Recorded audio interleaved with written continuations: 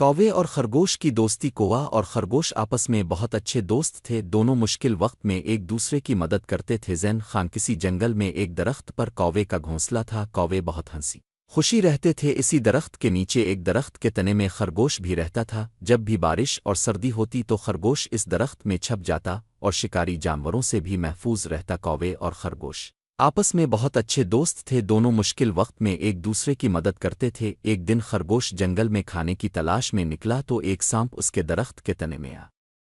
کر رہنے لگا خرگوش جب واپس اپنے گھر لوٹا اس نے دیکھا کہ درخت کے تنے میں سانپ ہے تو وہ بہت پریشان ہوا کہ اب کیسے اس سانپ سے چھٹکارا حاصل کرے سانپ کو بہت بھوک لگی تھی سانپ نے دیکھا درخت پر کو آہے کا گھونسلہ ہے وہ اس درخت پر چڑھا اور گھونسلے سے کو آہے کے انڈے کھا گیا اور درخت سے نیچے آ کر درخت کے تنے میں چھپ گیا کوے جب اپنے گھونسے میں واپس لوٹے تو انہوں نے دیکھا کہ ان کے گھونسلے میں انڈے نہیں ہے خرگوش نے کو آہے کو بتایا کہ ان کے گھونسلے میں سانپ آیا تھا اور اس نے انڈے کھائے کو آہے کو بہت غصہ آیا اور انہوں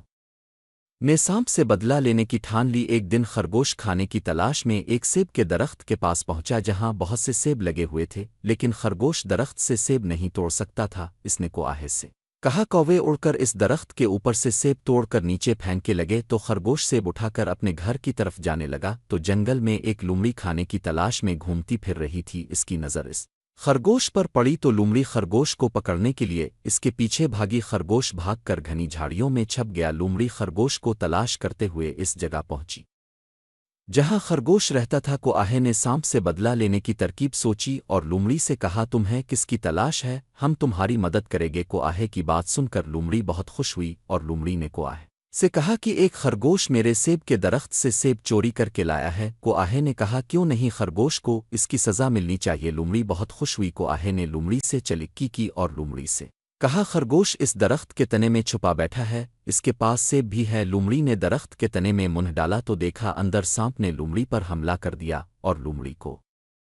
ڈس لیا لومڑی نے غصے سے سانپ کو اپنے تیز دانتوں اور پنجوں سے چیر پھاڑ دیا سانپ مر گیا لومڑی کو بہت بھوک لگی تھی اس نے سانپ کو کھا لیا زہریلا سانپ کھانے کی وجہ سے لومڑی بھی مر گئی اس طرح کو آہے کو سانپ سے اور خرگوش کو لومڑی سے چھٹکارا مل گیا کوے اور خرگوش ہنسی خوشی رہنے لگے